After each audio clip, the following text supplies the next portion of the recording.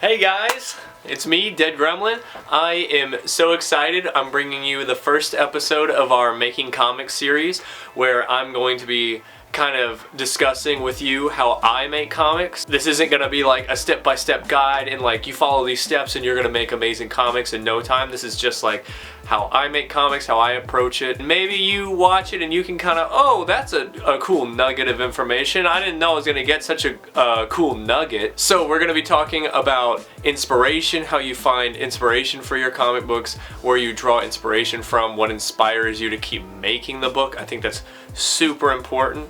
I think if you forget why you're making the book, you can kind of feel lost halfway through the process. We're also going to be talking about scripting, just my process of how I script a book in the most organic way possible to where I still feel like I'm having fun. I try to approach every step of making a comic in the most fun way that's fun to me. We're going to be talking about developing characters, or how to write a backstory for a character, you know, just how to create a cool ensemble of characters for your book that makes sense for the story that you're telling. I'm going to walk you through the thumbnailing process, how I lay out a page before I'm drawing it. It's super important to learn how to lay out a page. Like, if you can lay out a page before you make the whole comic, it will save you so much time and energy and make the whole process a lot smoother. I'm also going to be showing you how I approach penciling a page, and we're going to show that whole process, and then we're going to show you inking a page. Inking is the most satisfying part to me. Laying out the page, scripting, thumbnailing, getting all the characters ready, writing the script.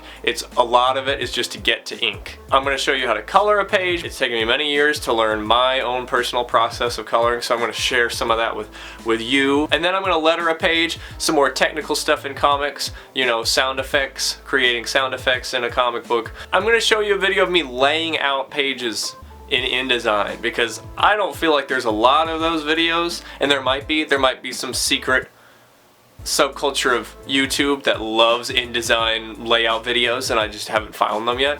Comment like specifics about making comics. I'd love to make a video for anyone who has like a super specific request. Comic books don't have a huge presence on YouTube. It's very weird. Like, I see professional creators that I love who don't get many views just because that's not where comic book fans go for comic book content.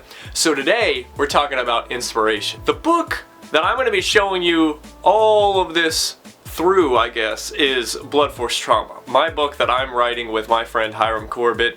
We love this book. It is our love letter to anime, fighting games, just all the nerdy shit that we love. This is our book celebrating that. Right now I have completed 4 issues of Blood Force Trauma, or like almost 4 issues. I've got like 2 pages left, and that's some of these pages that you see off out of focus over here.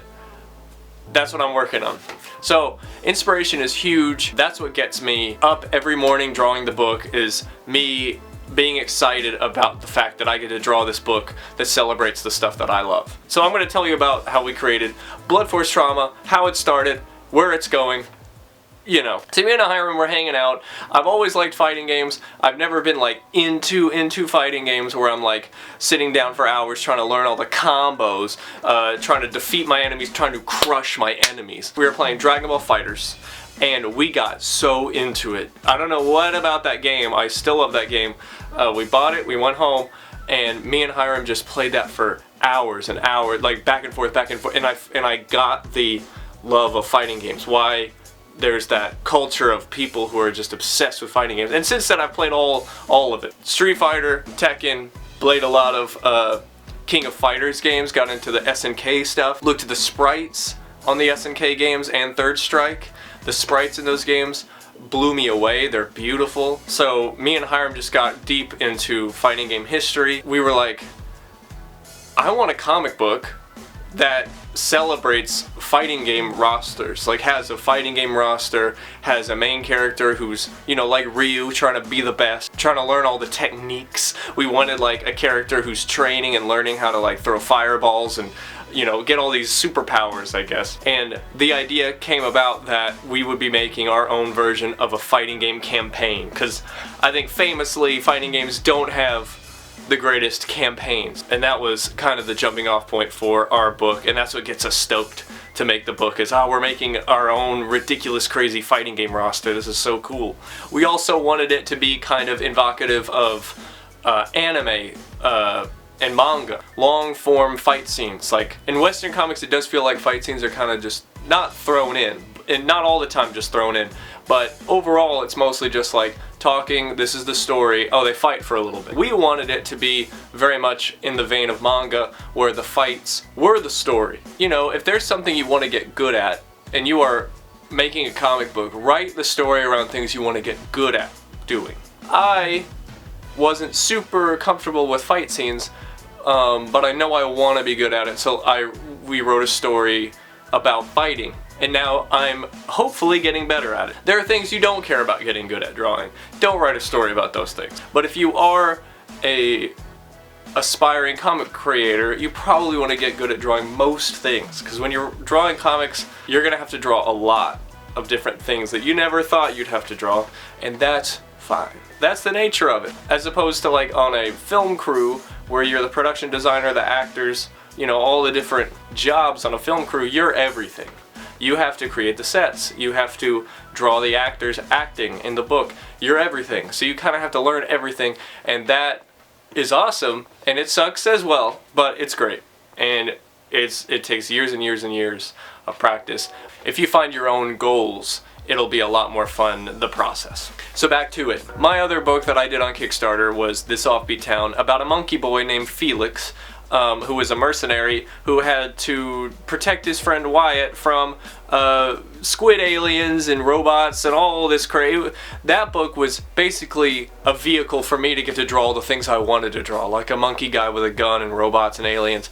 And I didn't think about the story too much, if I'm being honest. It was very much, I just want to make a comic just to make one to see if I can do it, which is a thing. You know, the first comic you make when you sit down and you're like, I'm making this for real, is very, very hard. There were whole panels that I had to redo, whole pages I redid, and it was very challenging and very stressful. Just the idea that I know I can do it, like the confidence to finish the book and say, wow, in the future I know I can finish this, helps you with your next project. So me and Hiram sat down and we've plotted out like the next 4 years of this book, basically, because we just got so excited about the story and the characters.